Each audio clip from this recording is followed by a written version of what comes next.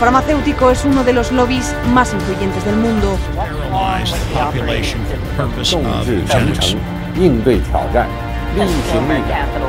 Конечно, должны работать кооперативно, должны... Las farmacéuticas tienen demasiado poder. Avecina una gran guerra entre la realidad virtual y la realidad aumentada.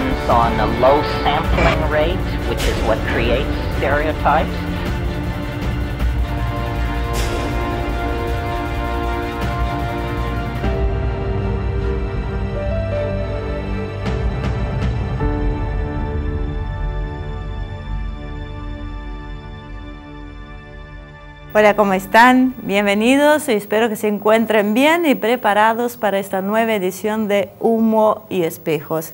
Hoy vamos a analizar un poco el tema de la economía mundial y, bueno, ¿por qué no? La repercusión dentro de nuestro país y en la región. Así que, pero antes arrancamos como siempre con la columna de Azul Selene. ¿Cómo estás, Azul? ¿Cómo está Marcelo? Dígame de qué van a tratar el tema de hoy. Hola, ¿qué tal? ¿Cómo están? ¿Cómo están todos? Mira, la verdad que te voy a contar un poco una intimidad. En realidad, mucho Azul no me dice qué va a tratar. Me tira a veces un título y ahora me dijo, vamos a hablar del consentimiento. Y sé lo mismo que se imaginan ustedes. No sé muy bien a qué se refiere con el tema del consentimiento, así que vamos a esperar, Azul, que vos me expliques de qué querés hablar hoy. Bueno, yo traje una nota Ajá. Que ahora la vamos a ver bien, para empezar una charla con lo que nos dé el tiempo sobre porque ahora hay todo un movimiento alrededor del tema del consentimiento para todo. Empezó o como tuvo más fuerza en el tema de cuando se habla de relaciones sexuales, pero después ahora ya es pedir consentimiento para otras cosas, no solo para eso. Bueno, ¿empezás a contar algo más o empezás con la nota? Empiezo con la nota porque me sirve como ejemplo. A ver, decime. Sacaron una nota en Newsweek, una página web. Y siempre es importante tener en cuenta que estos no son medios marginales, ¿no? Estamos hablando siempre son medios grandes. Claro, oficiales, para que se vea que después cuando, insisto con lo mismo, cuando nos dicen que son temas marginales y no son importantes, son temas centrales manejados por la gran media. Sí, y no es la primera vez que leo algo así. Sí. Lo veía ahora van a ver que con chicos, pero ahora se habla también de bebés. La nota hace referencia a que salió en el ABC News de Australia, a una chica que hablaba del tema de que se tiene que pedir consentimiento a los bebés para cambiar los pañales. Yo lo que admiro es la capacidad para siempre venir con algo que te puede llegar a sorprender. Esta no la imaginaba, o sea, ¿a un bebé de qué edad? Desde el nacimiento. Estamos suponiendo que el bebé no habla. Claro, eso es lo que más le critican. Y en general se entiende que cuando llora es que hay que cambiarlo. Sí, no, lo que pasa es que primero, por un lado, le critican eso. Lo primero que decís es el bebé no sabe lo que es consentimiento. Sí. Para empezar. Pero lo que te dice es que, bueno, pero igual desde que nace tenés que enseñarle que su consentimiento, su opinión, vale. Y por eso, por más que no entienda, hay algo raro, porque te dice... Vos le decís, bueno, ahora te vamos a cambiar el pañal, ¿está bien? Y te dice, vos fíjate por los movimientos, el bebé, vos te das cuenta si quiere o no quiere. Ahora, para que el bebé haga un movimiento que quiere o no quiere, te tiene que entender. No sé, yo mucho contacto con bebés no tuve, pero... Parece más bien que son gestos naturales, que vos deducís por... Es que después hay cosas... Pero dudo que pueda racionalizar un bebé... Sí, y ponerle que es más grande, que ya entiende. No quiero meterme en otros temas, pero si en el nacimiento ya entiende, si nos metemos en el periodo de gestación nos vamos a meter en un lío con este tema del entendimiento, pero dale. Pero, o sea, pongamos que ya entiende, ya tiene una edad que pueden decir, bueno, quiero que lo hagas, no quiero que me cambies. ¿Qué vas a dejar al nene con el pañal sucio? Y bueno, con ese criterio, si el bebé quiere estar sucio, tiene derecho a estar sucio. Claro, ese es el problema. Y si después se paspa, ¿quién se hace cargo? Porque el problema es que te dicen, no, lo importante es que desde chicos, para evitar tanto ataque sexual a menores, que hay tanto abuso, lo que hay que hacer es desde que son bien chiquitos, enseñarles a decir no y a que y a cómo defenderse. El tema es que... Yo no puedo creer que esto se esté hablando seriamente. O sea, después tienen razón cuando dicen que banalizan los problemas de verdad. O sea, una cosa es un ataque sexual y otra cosa es un bebé que lo tenés que cambiar porque se va a paspar si no lo cambiás, porque después el olor que hay es insoportable. Habla no sé de si cómo está bien o quiere mal, pero es así. poner una cultura de prácticas de respeto, del respeto de los... Hablan, con este tema también se meten en el tema del derecho del niño a decidir. Claro, de que los chicos pueden decidir cosas que no se les deja decidir. Claro, pero se lleva al absurdo. Sí.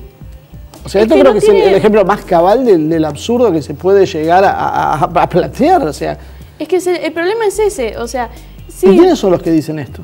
Son, esta creo que es, trabaja con chicos, ¿ves? Trabaja en una organización que le enseña a los chicos sobre el consentimiento.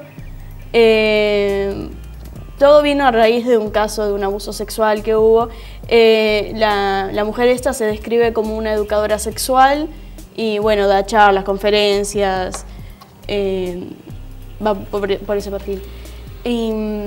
Pero claro, el tema es, además se mete también con el tema de que le saca completa autoridad a los padres. O sea, si el chico puede hacer, literal es hacer que el chico haga lo que quiera. Si no se quiere bañar, no se baña. Si no quiere comer, no come. Lo que pasa es que me sorprende, o sea, hay una edad realmente para que vos te emancipes y puedas tener tus derechos. Después hay edades intermedias donde vos vas teniendo distintas capacidades, pero no se puede llevar todo a un término absoluto. No creo que esté mal el tema de querer evitar abusos. Porque parece, después te puede bajar el pelo al huevo. Entonces, pero es ridículo. O sea, cuando vos decís que no estás hablando de que está bien que haya abuso. Todo lo contrario. O sea, eso está totalmente descargado. Ahora, ¿este es el camino? Claro. O sea, parece que no tiene nada que ver una cosa con la otra. Pero el tema es ese. O sea, pues te dicen que vos la pregunta es porque así le haces notar que es respetable su opinión, Pero no, un bebé de 2 meses para cambiar los pañales. O sea... yo no entiendo que vos me lo digas en un chico de 5 o 6 años que va al colegio, que bueno, fíjate que el maestro no haga tal cosa. Es que no creo que se puede hablar, se puede tratar, pero no creo que esa sea la forma. Aparte, yo entiendo que son casos que existen, pero tampoco se puede vivir en la absoluta desconfianza con todo. O sea, mínimamente para vivir necesitas confiar un poco en el que tenés al lado. Yo creo que lo que se está construyendo es una sociedad extremadamente individualista, a un punto tan exagerado, que ya empezamos a ver esto. Un bebé de 2, 3 meses tiene que dar el consentimiento para que le cambien los pañales. O sea, yo creo que se está generando un monstruo que uno no toma conciencia real de lo que está pasando. No creo que esto haya sido la intención en absoluto de la mujer que lo está... Pero también esto del tema del chico teniendo sus derechos de decidir es un argumento usado por muchas organizaciones de pedofilia que dicen que un menor de edad puede decidir si quiere descubrirse sexualmente o no. O sea, el problema es que, claro, te metes ya en ese... No creo que sea su intención, puede pero ser que puntualmente, se puede llevar claro, a eso. Que esta persona no. Pero el problema es que hay todo un conjunto de medidas que van llevando en un sentido. Pero es que a mí no me cabe duda que en realidad, ahora que vos estás planteando esto, probablemente el tema venga por ese lado. O sea, porque vamos generando después posiciones de las cuales es difícil salir. Entonces, tiene 5 años, tiene 6 años, puede decidir si puede tener relaciones o no, de qué manera, porque con la edad que tiene ya tiene una experiencia previa, porque a los 2 meses decidía si se cambiaban los pañales. O sea, claro, o sea, yo creo que a veces llevarlo al absurdo es un recurso como para que se entienda realmente de qué estamos hablando. O sea. Además, después el vocabulario que se usa. En la nota, ella habla de empoderar a los chicos con sus derechos. La palabra empoderar se está usando cada vez más. Sí, una traducción, obviamente, de una palabra... Sí, ella lo dijo en inglés. Por eso. Pero acá ya existe la palabra empoderar porque se la tradujo. Y se usa para cualquier cosa. Sí. Esos son los riesgos de empezar a traducir palabras del inglés, sacarlas de contexto y usarlas cuando en realidad estos términos se crean con otros objetivos que a veces no son los más cristalinos. Pero...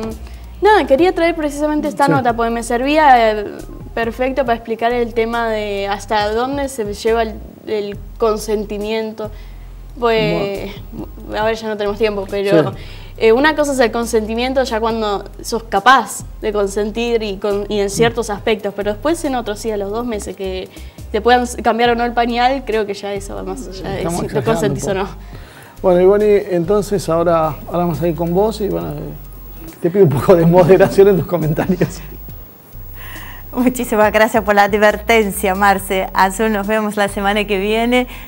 Claro, nosotros tenemos que permitir que un bebé a la edad de cambiar los pañales consienta a nosotras madres o padres a cambiarle los pañales o no, pero no tenemos derecho a opinar si consentimos o no que un gobierno haga lo que se antoje con toda la población económicamente hablando. O sea, se mezcla, yo sé que se mezcla muchas cosas, pero lo que me refiero es, muchos ya deben saber, yo soy profesora de un arte marcial coreano, yo soy profesora de Sipalki, un arte marcial tradicional, y en estos 14 años que tengo dando clases, enseñé a chicos durante muchísimos años, lo cual me encanta.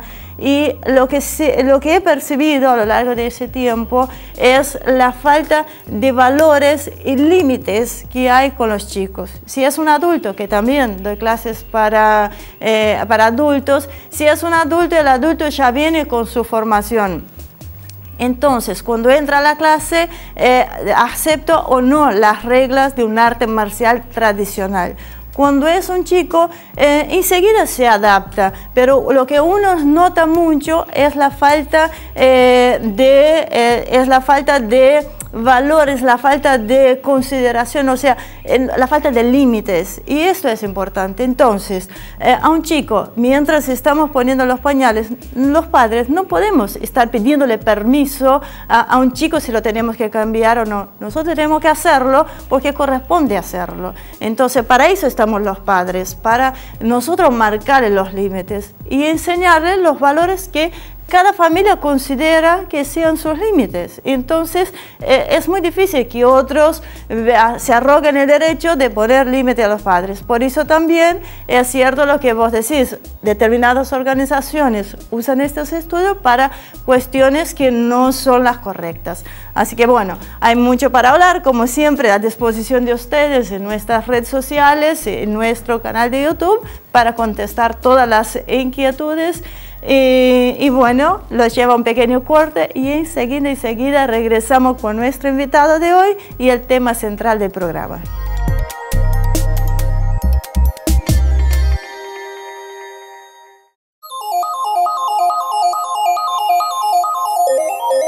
Muy bien, ya estamos acá de regreso en este segundo bloque con nuestro invitado de hoy. Tenemos el gusto de tener con nosotros a Rulo de la Torre. En algún momento lo hemos entrevistado cuando estábamos en Senado TV. Creo que muchos que nos siguen deben acordarse. Rulo, gracias por acompañarnos hoy. Gracias por el esfuerzo de venir hasta La Plata. Bueno, no, le agradecido soy yo por la invitación. Traer a los porteños no es fácil, no, así que los porteños les cuesta mover. Yo hago un esfuerzo, a pesar de ser porteño, hago un esfuerzo para no parecerlo tanto. Estoy en minoría. No es hablar mal de los porteños, me encanta. Yo en Brasil, Vos tenés más años de porteña que de brasileña. Mucho más años de porteña que de brasileña. De hecho, eso ya es otro tipo de consideración. Mucho más. De hecho, en Brasil, cuando voy y hablo portugués, un excelente portugués, me dicen, ¿qué acento porteño que vos tenés? Acento porteño. Le han pedido documentos. Así que brasileña no le creían. Vos sos brasileña, no los documentos. Y dejamos una marca, ¿viste? Ya está. De porteño es una marca registrada. Bueno, hablando de porteños, hablando de la Argentina y hablando de Brasil. Y de marca registrada de los porteños y de los argentinos en general. Sí, el presidente actual hace poco habló, haciendo referencia al tema del dólar, ¿no? Él nombró a Brasil, que me pareció rarísimo, que dice que el brasileño no tiene esta cosa con el dólar, no está pendiente del dólar. Es real, nosotros los brasileños al día de hoy no amanecemos viendo la cotización del dólar. Pero sí, en estos 29 años que estoy en la Argentina, por eso llegué de muy chiquitita, me he dado cuenta que el argentino tiene un manejo muy especial, una dualidad con el tema del dólar. Ahora, ¿Por qué siempre termina siendo un problema macroeconómico la cuestión del dólar acá en la Argentina? A ver, esto que te referís como un problema cultural de la Argentina viene de los 60, de los 70, arranca ese tema de buscar refugio o sentirse más seguro con el dólar que con la moneda nacional. Si no recuerdo, Perón en algún discurso ha dicho quién ha visto algún dólar, quién ha visto un dólar, pensando precisamente eso. Sí, pero en el primer después peronismo. nos empezamos a ver. Claro, el primer peronismo todavía era así, después cambió bastante. Y el problema, yendo a la pregunta que hacías, es ¿por qué pasó a ser un problema tan serio el dólar? Es porque tenemos un modelo económico desde diciembre de 2015 que es absolutamente dependiente del exterior, que apostó mucho a la inversión extranjera o a traer capitales extranjeros como sustento, que pasó a definir que el déficit fiscal se financiaba a través de los préstamos externos, cosa que no es en absoluto necesario. Esta relación entre déficit fiscal y necesidad de préstamos externos es una decisión política, es una definición, no es necesariamente así. El déficit fiscal... Pasa que es el tema de no emitir, pero ellos aparte emiten también. Exactamente, claro. Decir, bueno, en vez de emitir pesos, porque el déficit fiscal está en pesos, estamos hablando del déficit público, el déficit de las cuentas de gastos e ingresos públicos, esto se puede financiar en pesos, pero el tema es no emitir y buscar los dólares exteriores. Y hoy lo que tenés en Argentina es que tenés que en las cuatro ventanillas, digamos, donde se manejan dólares de entrada y salida, las cuatro las tiene con resultado negativo. Tenés balanza comercial negativa, es decir, te estamos importando más que lo que entra por exportaciones. Tenés movimiento de capitales negativos, o más todavía los capitales que fugan que los que ingresan. Para peor, los que ingresan son capitales especulativos, es decir, que ingresan con la idea de irse y hacer diferencia en un corto plazo. Tenés la balanza de turismo también negativa, hoy es más lo que gastan los residentes argentinos en el exterior que lo que te traen los turistas o el visitante extranjero. Y además reapareció el tema de los intereses de la deuda externa, que hasta el 2015 había dejado de ser un problema y vuelve hoy a ser un problema por la deuda emitida entre 2016 y 2017. Ya este año en las cuentas públicas los intereses son bastante pesados. Entonces tenés cuatro ventanillas donde siempre el resultado es negativo. Esto se cubre o con reservas internacionales, reservas en dólares, o con deuda, o con nueva deuda.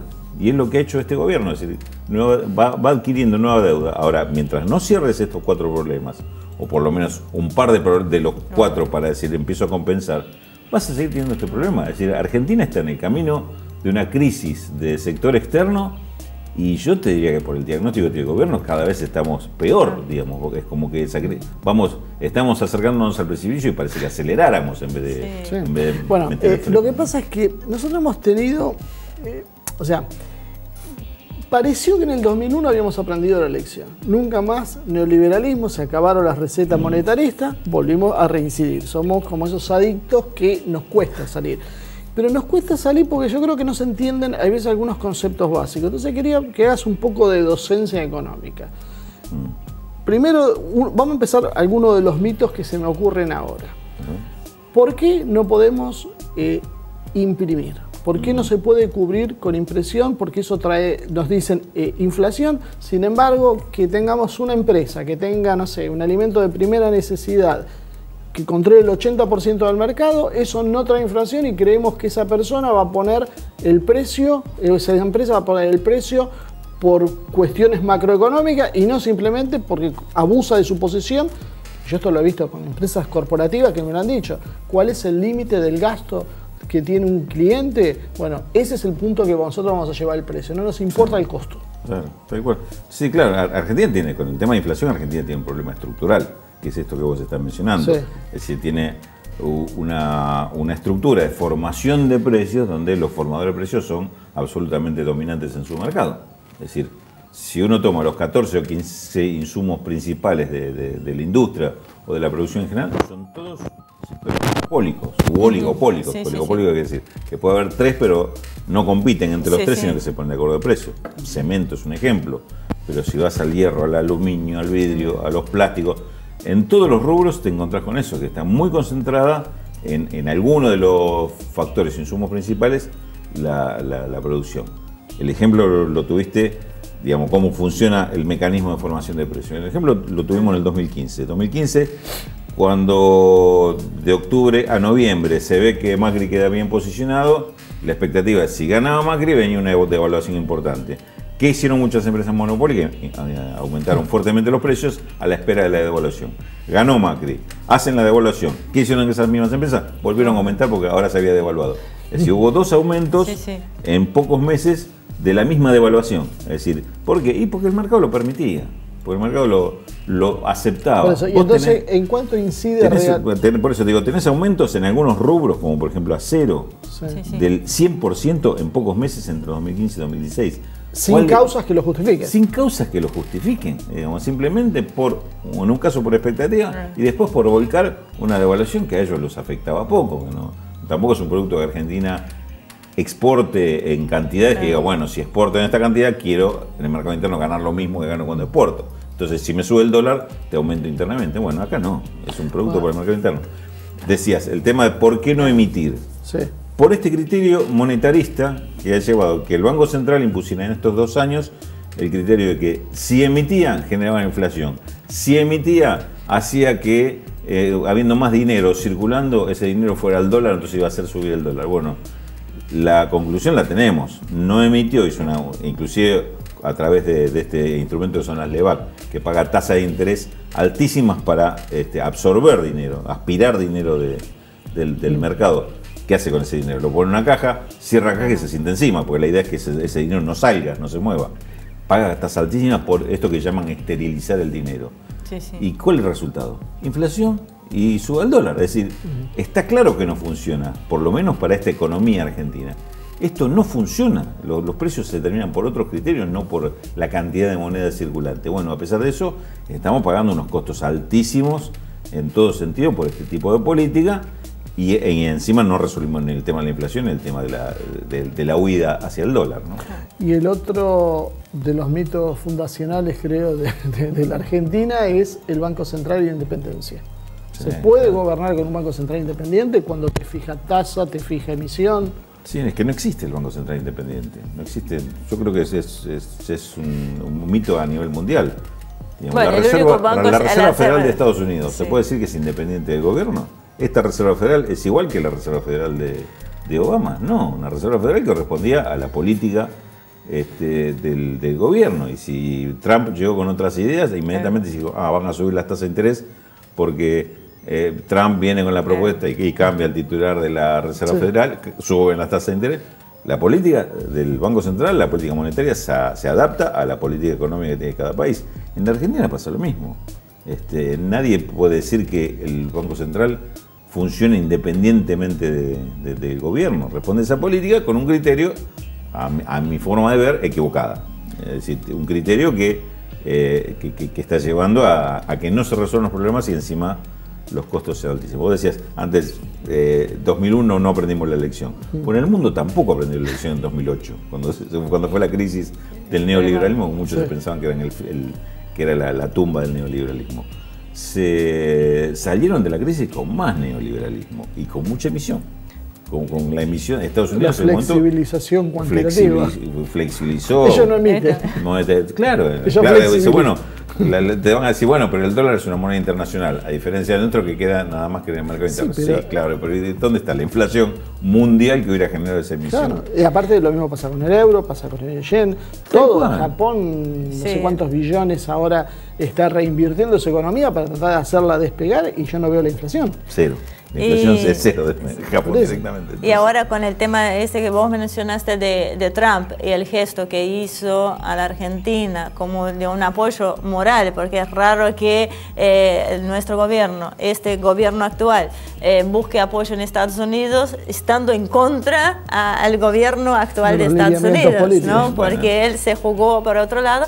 Pero la vuelta al FMI no cayó bien al pueblo argentino. O sea, ¿qué repercusiones podemos esperar? Sí, aparte eso que dijiste me interesó. Explícame cómo es el alineamiento a contramano de Estados Unidos, pero a la vez alineamiento con Estados Unidos. Sí. Es un alineamiento cambiante que tiene Argentina. Primero porque tiene una lectura bastante distorsionada de la realidad mundial. Por eso es que lo llevaron a confiar tanto en los capitales externos cuando todo el mundo se estaba guardando y estaba cerrándose. Ahora se van a gloria de decir, nosotros nos empezamos a preparar, pero hace 1 año y medio que estamos todos sabiendo lo que venía. Bueno, lo que prepararon en la crisis, me parece más que prepararse para la crisis. Y me parece que en este sentido, la relación con Estados Unidos, un poco lo que preguntabas, fue cambiando, evidentemente, porque este es un gobierno que apostó mucho por Hillary. Claro. Y después tuvo que transformar la postura, inclusive hasta cambiando de canciller, que creo que tuvo bastante que ver con ese viraje que tuvo el gobierno. Lo que obtiene ahora el gobierno argentino, el gobierno Macri de Trump, no es un apoyo en el sentido que estaban pidiendo, no son las inversiones lo que van a venir. Claro. Es el Fondo Monetario Internacional con su receta clásica. O sea, todo el apoyo de Estados Unidos hasta ahora son los 50 millones de limones. Eso es claro, todo lo que hizo. Exactamente, podríamos traducirlo así. Pero sí, porque no hay otra... Digamos, y esto, claro, en la memoria argentina, FMI es mala palabra. Sí. Entonces eso, hay una reacción y un costo muy alto. Yo la lectura que hago, inclusive quizás suena un poco fuerte, pero me parece que el gobierno ha fracasado en su política económica, por lo menos en la ejecución de su política, y ahora prácticamente le cedió el gerenciamiento al Fondo Monetario. Es como que viene una política de transición que el Fondo Monetario maneje la situación hasta las elecciones del 2019, porque la cuestión se le fue absolutamente de las manos. Hay una dependencia, una vulnerabilidad, dicha hasta por el propio presidente, el día que anuncia en ese discurso de 2 minutos 40 el tema del inicio de negociaciones con el Fondo Monetario. Dice, Argentina es uno de los países más vulnerables del mundo por su dependencia de los préstamos extranjeros. La verdad, una confesión así, yo no esperaba de nadie, que confesara que a esa situación hemos llegado. Entonces, ante esa dependencia y ya no tener instrumentos, porque los quemó todos los instrumentos en pocas semanas, es como que dice, bueno, le damos el manejo al Fondo Monetario. Hagan lo que puedan ustedes con estos muchachos. ¿Es torpeza, inocencia o es hecho a propósito? Ese es el gran debate que hay. Es la pregunta que más me han hecho en los últimos 15 días. Porque a veces no se tiene. Vamos al tema de Estados Unidos y la relación con China, por ejemplo. A un principio, cuando asumió este gobierno, se cancela todo el tema de las obras de Chihuito, ¿no? Que un vaivén con Rusia, que no doy plata, que voy a buscar, que después buscan a los chinos, que era la única manera porque no entraba plata de ninguna otra. Porque los chinos también le habían cancelado las represas en el sur por problemas medioambientales. Claro, y después, bueno, con China otra vez el tema de los reactores nucleares, un acuerdo con China que ahora viene el FMI. Y también eso no le causa mucha gracia a los chinos, estos vaivenes y esta poca seriedad. O sea, ¿cómo piensa contener este plan económico Argentina? Porque estamos hablando de un 2019, llegamos a 2019. Claro, ¿y con qué cara se presenta el próximo gobierno? Es decir, nosotros somos la continuación del gobierno que tiró abajo todos los acuerdos que habíamos hecho. No, tal cual. Sí, es una situación muy complicada y yo creo que hay muchas preguntas que recién vamos a ir encontrándole las respuestas en los meses que vienen, que me parece van a ser bastante serio, bastante grave la situación. En principio, yo creo que hay un desmanejo muy importante, pero digamos, yo lo pongo en este orden y a veces me peleo un poquito cuando doy una charla y cuando lo planteo así. Yo la torpeza la dejaría de lado. Es la política económica lo que lleva a esto. Es esta política lo que ha llevado a esta situación. Y no es una situación deseada por estos gobernantes. Yo creo que hubieran deseado quedarse varios ciclos o por lo menos un par de periodos más en el gobierno, y yo creo que esto le está quemando toda esa posibilidad. ¿Que hubo torpeza de funcionarios? Sí, además hubo torpeza. Si no hubiera torpeza y hubiera habido funcionarios más capaces, y por ahí esto duraba unos meses más, pero igualmente la crisis llegaba, porque este modelo planteado para Argentina lleva necesariamente a una crisis del sector externo. No se puede generar este tipo de dependencia para hacer los cambios. Pero estamos en el peor de los mundos. Estamos en el peor del mundo. Es decir, los cambios estructurales que se quieren hacer, que inclusive es el fondo el que viene a corregir eso, que sería menos Estado, más concentración económica, más dependencia del exterior, porque con una dependencia fluida, digamos, que si es una empresa extranjera la que atiende determinado sector, sea la energía o sea los alimentos, bueno, si es empresa extranjera va a tener otro acceso al crédito internacional que lo que puede tener una empresa local. Es decir, ese tipo de cosas, ese modelo, se quiso hacer un cambio muy brusco y me parece que las consecuencias son bastante serias. Yo no sé qué va a pasar de acá al 2019, porque ahora los tiempos se han estirado demasiado. Porque estamos en una crisis, creo que esta crisis se come algunas candidaturas, como la reelección, pero ¿qué va a quedar de todo esto? Bueno, depende un poco de la política interna, ¿no? Para ir al corte nomás, sí. ¿Es inminente el debacle de este gobierno entonces? Económicamente hablando. Es previsible el debacle, no sé si inminente. Digamos, yo creo que la semana pasada fue crucial. Sí, sí. Yo creo que esto es entregar la llave al Fondo Monetario, lo que se ha hecho. Sí, me parece que el cambio es brusco. Yo lo que estoy viendo es prácticamente un cambio de gobierno. ¿Y qué vamos a hacer ahora cuando venza nuevamente este paquete de Levax? Eso no me vas a contestar después del corte, así que no se vayan. Enseguida regresamos y nos contestará todas las preguntas, Rulo. Igual.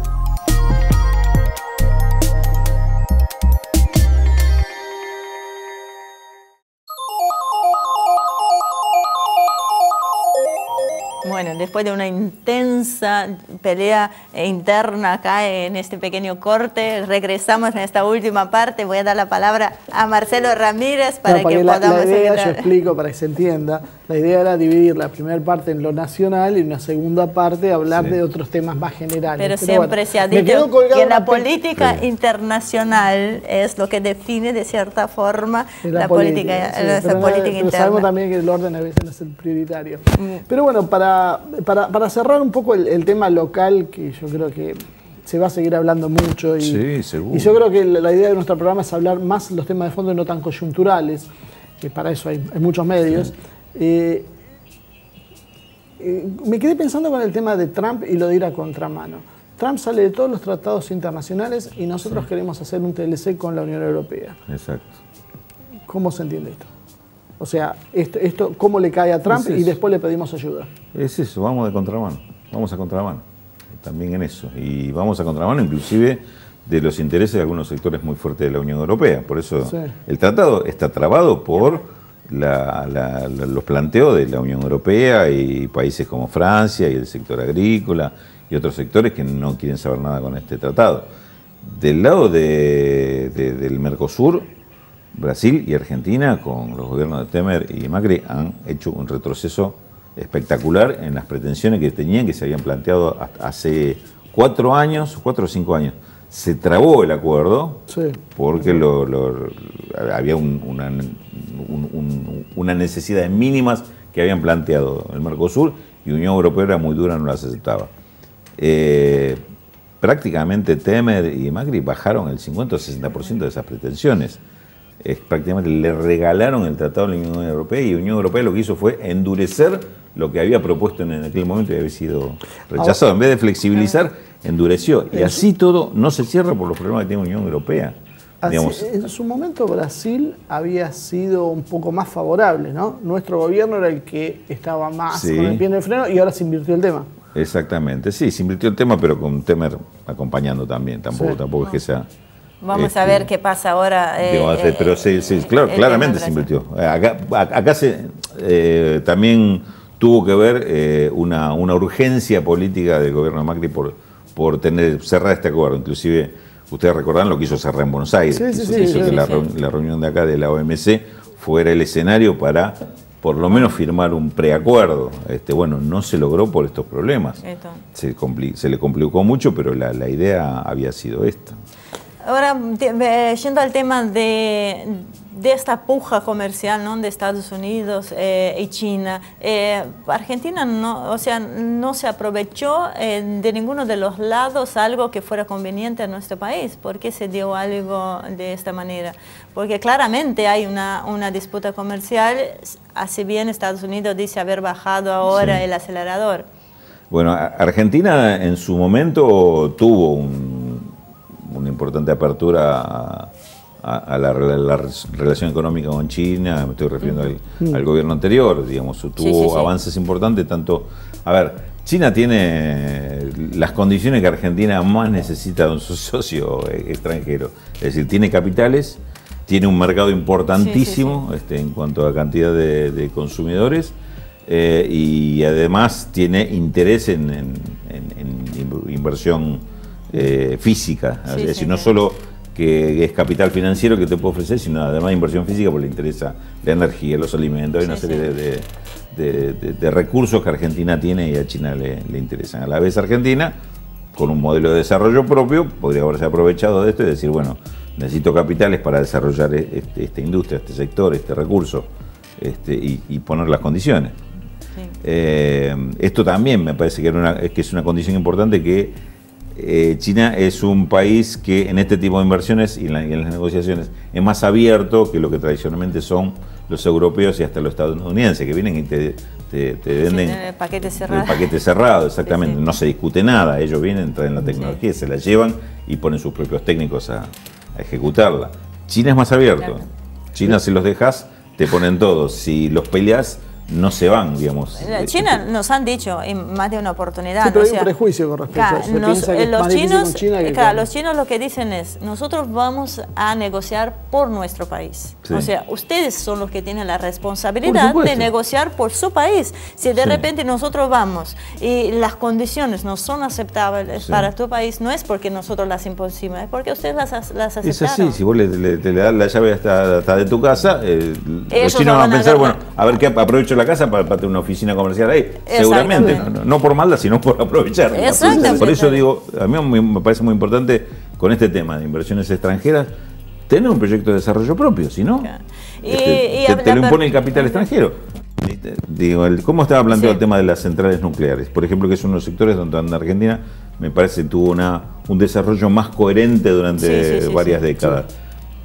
Eran 2 centrales nucleares, bueno, la primera se hace con tecnología china y la segunda la hacemos con la tecnología propia que habremos aprendido con la primera, porque no nos van a dejar la tecnología.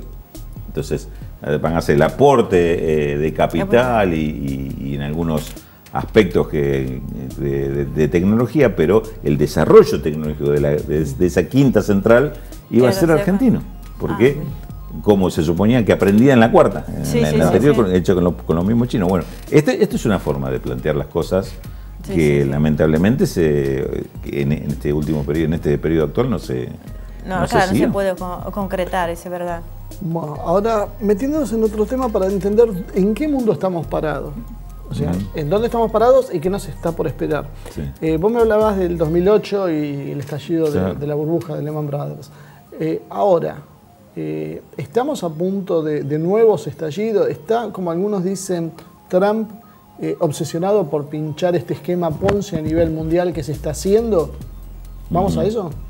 Y hay un momento de tensión muy grande en ese punto. Sí, exactamente.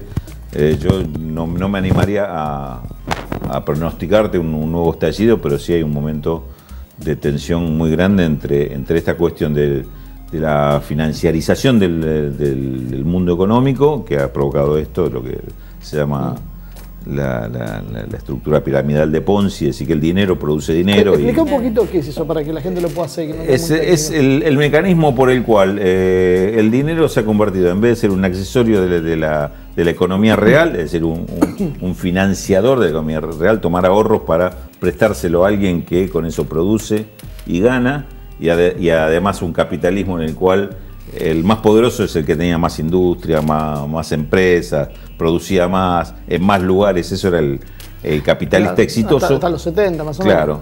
Hoy el capitalista exitoso es aquel que hace plata muy rápido y por ahí con negocios financieros que no tienen nada que ver con la producción. Entonces esto de que el dinero genera negocios para hacer más dinero sin pasar por la producción, no solo cambia la concepción de la acumulación capitalista, sino que te cambia las relaciones de producción. A ver, te doy un ejemplo sencillo. Si hoy los mercados, por ejemplo, de trigo están internacionalizados como cualquier otra materia prima, ¿no? Y los precios se determinan en un mercado mundial, resulta que en ese mercado mundial muchas son operaciones especulativas. Una venta futura, yo te vendo a vos una venta de tantas toneladas a 6 meses de trigo y fijamos un precio que yo pienso que para ese momento va a ser muy barato porque el trigo va a estar arriba. Vos pensás lo contrario, que ese precio es muy caro porque ese momento va a estar más abajo. Hacemos esto, que es una apuesta de los dos, entonces según esté abajo o arriba, uno ganó, el otro perdió, se paga la diferencia.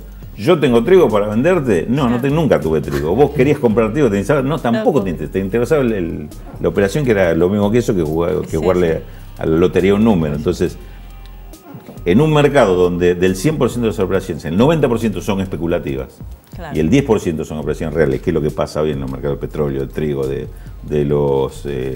del acero y demás, la especulación le fija el precio a la economía real. Entonces, este jueguito que hacemos los especuladores, como decíamos recién, puede hacer que el precio del trigo esté muy alto y esto puede significar hambre para muchos países que son compradores de trigo, o esté muy bajo y pueda significar la crisis o la quiebra de países productores de trigo. ¿Por qué? Y porque nosotros especulamos y creímos que el precio iba para allá y las apuestas hicieron que vaya para determinado lado. Esto es una locura, esto es un disparate. Es una verdadera... es un disparate, pero esto es parte de la pirámide de Ponzi, es decir, hacer dinero por el dinero mismo y pasarle por encima la producción. Esa gente es la que maneja el mundo, no es un puñadito de hace marginales. Más de 2 décadas que maneja el mundo. Es decir, de los 90 esto se instaló como sistema mundial, sistema económico mundial. Por eso los dos grandes centros financieros del mundo, que son Londres y Nueva York, hoy son centros de poder mucho más poderosos de lo que eran entonces. Qué locura, ¿no? Bueno, fácil esa explicación para que la gente pueda entender un poco el contexto. Sí. Y hay otro tema que viene a raíz de esta especulación o productividad que venimos hablando hace un tiempo, sin querer ser muy apocalíptica, que es el tema de la inteligencia artificial y la automatización de trabajo, que todo eso, el tema de producción, va a dejar una masa bastante importante afuera del sistema. De hecho, Suiza hace un año y medio, 2 años, había hecho un plebiscito donde quería designar a cada ciudadano $2.500 mensuales para que pudiera, ya habían algunos países, de hecho ya habían hecho algunas pruebas donde al revés de lo que la gente pensaba, que si le daba a un indigente plata mensual, él iba a comprar droga, bebida y seguir, no, mucha gente salió de este estado, empezó a alquilar, o sea, hay una realidad que con esta capacidad de automatización que vamos a tener,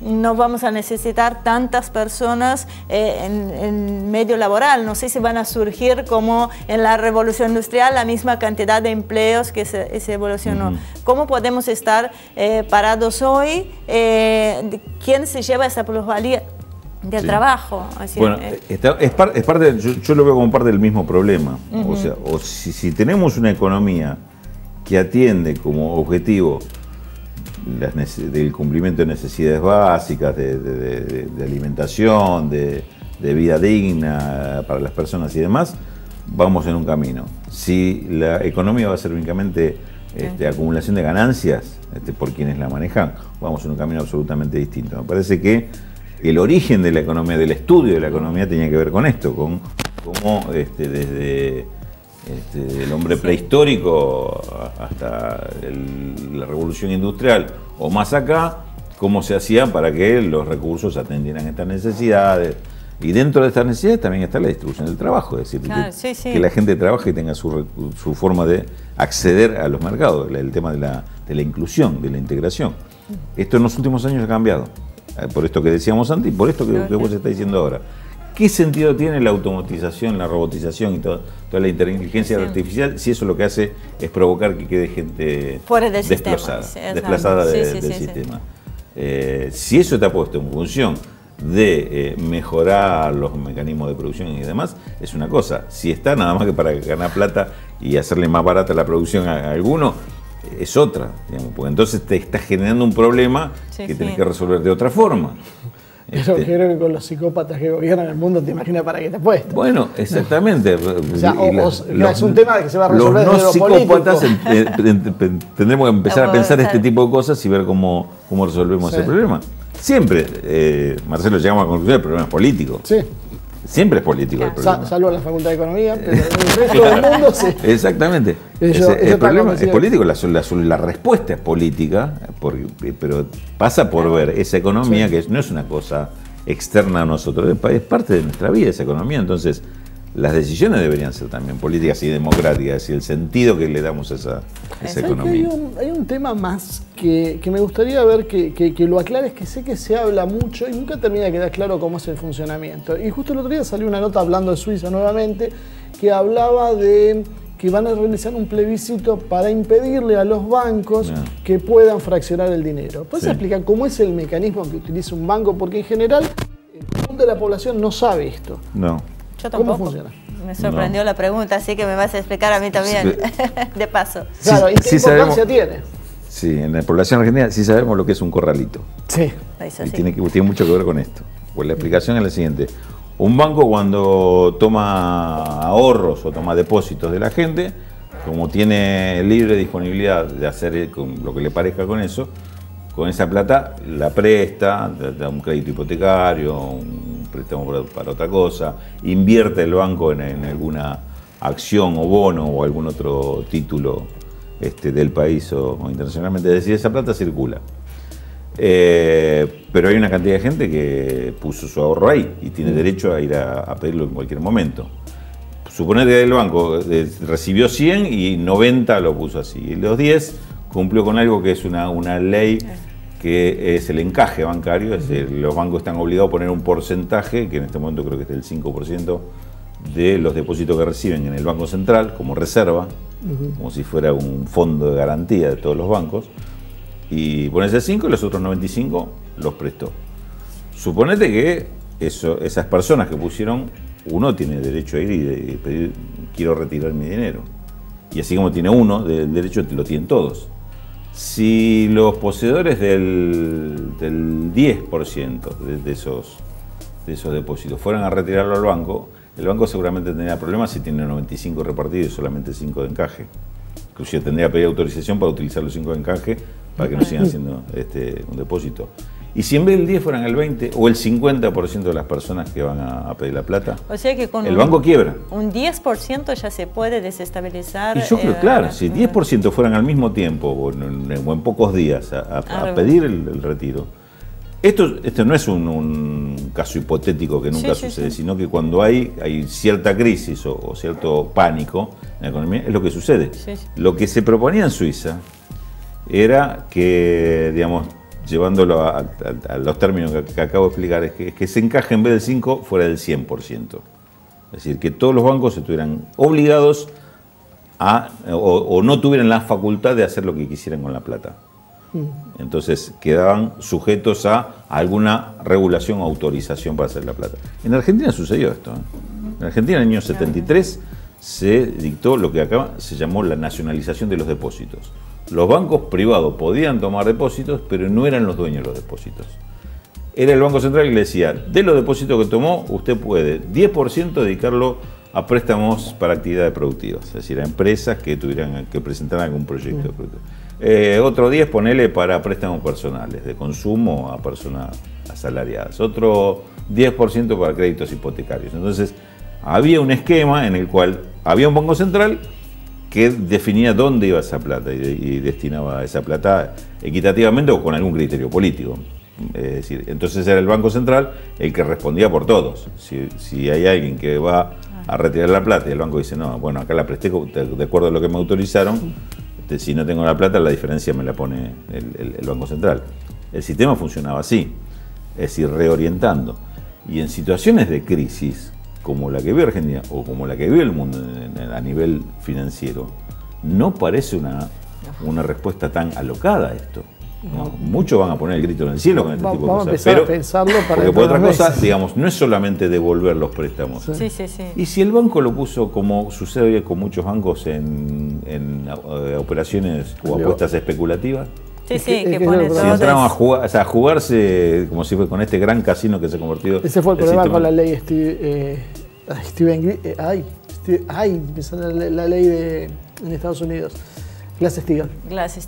Sí, que permitió la unión de la banca comercial y la de inversión, y empezaron a jugar con ese tipo de cosas. Ya nos tenemos que ir, más, pero ya pasó rapidísimo, vuela. Fueron 40 minutos. Voy a recordar a mi querido expresidente Lula da Silva cuando dijo cuando uno es candidato a presidente, se nos acercan los economistas, todo, nos tiene toda la solución. Para cualquier problema que yo planteaba, me tenían la solución. Llego a ser presidente y chao, ya te dicen, no, pero eso no se puede hacer, eso no se puede hacer. Claro. Así que como buen economista te voy a preguntar, ¿tenemos algún salvataje para este gobierno? Para cerrar. Déjame redondear la pregunta, más allá de eso. Lo voy a matar. Claro, dos cosas, que viene todo en el mismo paquete. Primero, tiene 30 segundos para cerrar. Bueno, la habilidad para contestar. ¿Es viable un modelo que se basa en salarios bajos como el nuestro, en un mundo donde vos ves que la competencia va por la tecnología, va por los mecanismos financieros? Y por otro lado, ¿es posible que este contexto internacional, donde Estados Unidos ya no es la potencia hegemónica, donde surgen otros países que en el 2001 no existían como potencia financiera, que esto sea más favorable para agarrar y hacer un alto y decir, bueno, arrancamos de vuelta? Sos un Gardel si me contestas todo eso. En 30 segundos, bueno, vamos en orden. Okay. Es viable por una política absolutamente diferente, diametralmente opuesta a la que se está aplicando. Es viable una salida, pero una salida que signifique, primero, antes que nada, darle respuesta a la crisis. Tenemos una crisis del sector externo, es decir, por lo que hablábamos al principio, lo primero que tenemos que hacer es cuidar los dólares. Digamos, debería haber un cambio muy brusco de política para que, digamos, encontrar los caminos viables. Por estos caminos que se están siguiendo, no me parece que estemos encontrando la solución o vayamos a una salida. El acelerador. Del tema, evidentemente, el contexto internacional condiciona mucho, pero yo creo que te condiciona a favor de un proyecto de desarrollo nacional y a favor de proyectos más autónomos, digamos. Hoy subirte a la cola de la economía mundial puede ser terrible. Usted viste una cola que se sacude así y vas a terminar golpeado contra todas las paredes que vaya pasando, porque es, como decíamos antes, una economía mundial muy atada a la especulación financiera, y en eso tenemos todas las de perder. Un modelo propio, ¿qué significa? Se puede hacer con salarios bajos, se puede hacer con una economía absolutamente abierta, y yo creo que vas por mal camino para un país como Argentina con la historia que tiene Argentina. Es decir, ¿podemos hacer un default?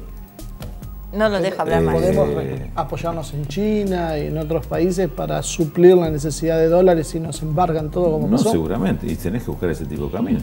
Si no, vamos derecho a un default. No me cabe duda. O sea, que estamos por las buenas o por las malas. No, así estamos yendo en derecho a un default. Digamos, porque en vez de encontrar la solución, estás agravando. Hoy hablamos del tema del vencimiento de las leyes. Pateaste para 35 días para adelante el problema, que va a ser el mismo problema o en una situación todavía más grave. Con respecto al 2001, sí, las condiciones internacionales de hegemonía son mejores hoy que las del 2001. Ahora Argentina se está armando su propio microclima como para que las condiciones sean iguales o peores que las del 2001. Rulo, muchísimas gracias. Ya no tenemos más tiempo. Encantada de recibir y bueno, esperamos contar con tu presencia en otra oportunidad para seguir charlando y en mejores condiciones. Bueno, inviten. Bueno, gracias. Muchísimas gracias a todos ustedes por acompañarnos. Los tiempos en televisión realmente son tiranos. Creo que son muy pocos los invitados, que no quisiéramos seguir hablando horas y horas, pero bueno, ustedes saben que es imposible, pero estamos a disposición de todos ustedes en nuestras redes sociales, en nuestro canal de YouTube, Asia TV Producción, a lo cual invito a que ustedes se suscriban y por supuesto inviten a sus amigos para que logremos una mayor difusión de todo esto. Muchísimas gracias nuevamente por acompañarnos y nos vemos la semana que viene con más una edición de Humo y Espejos.